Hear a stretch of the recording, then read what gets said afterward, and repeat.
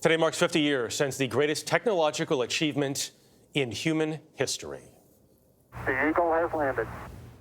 The Eagle has landed at 4:17 in the afternoon Eastern Time. A spacecraft carrying astronauts Neil Armstrong and Buzz Aldrin touched down on the moon. Nearly 7 hours later, and with an estimated 500 million people watching on TV, Armstrong descended from the lunar module to take mankind's first steps on the moon's surface. I'm still getting chills. The momentous event was obviously front page news on papers across the country and around the world. And even now, NASA's Apollo 11 mission continues to inspire America's next steps into space.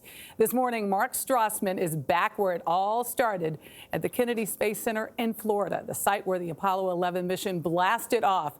Mark, how's it feeling? It's excitement has been building all week, honestly, here. They've had a series of commemorations and reflections. I have to remember, on top of everything else about Apollo 11, what fueled the first moon mission was political will.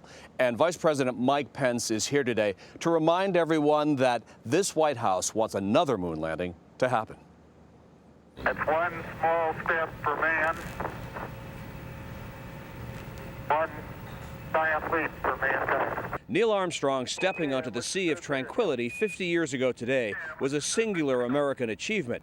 It culminated the work of 400,000 people over the course of nearly a decade. Armstrong and Buzz Aldrin spent about 2.5 hours outside the lunar module known as the Eagle. They collected about 47 pounds of moon rocks, planted an American flag, and blasted off to rejoin astronaut Michael Collins, who was circling the moon aboard the command module.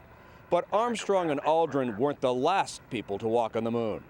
NASA continued the Apollo program for 3.5 more years, sending 10 more astronauts to the lunar surface. On Friday, the eve of Apollo's golden anniversary, Aldrin and Collins reunited in the Oval Office.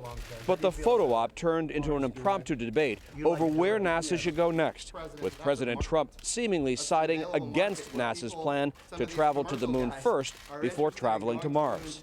So how long a trip to Mars? How long would it take? It's about a 7-month journey there. How do you feel about it?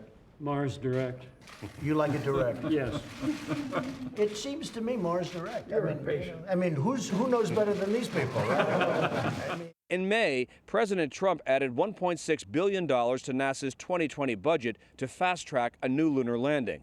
We're changing the culture. We're saying we're going to go quickly, we're going to go safely, we're going to do things deliberately, but we are going to go, and we're going to match the rhetoric with the budget, and we're going to do it in a time scale that is achievable. NASA Administrator Jim Bridenstine spoke with us in May to talk about the revised moon program called Artemis. We landed there 6 times back in the from 1969 to 1972. But we're going back. This time when we go, though, we're going to stay. So this is not going back to the moon. This is going forward to the moon with a sustainable architecture. We're going to prove technology. We're going to prove capability. The deadline of 2024 is a no-go unless Congress approves the funds. There's a detailed plan how to get there, just no plan how to pay the astronomical costs. So there's no telling when the next step on the moon will happen. And the next American moon landing will reflect a half-century of progress not only in technology but also in social thinking, because the next group of astronauts to set foot there will include at least one woman. Elaine? All right, Mark, thank you.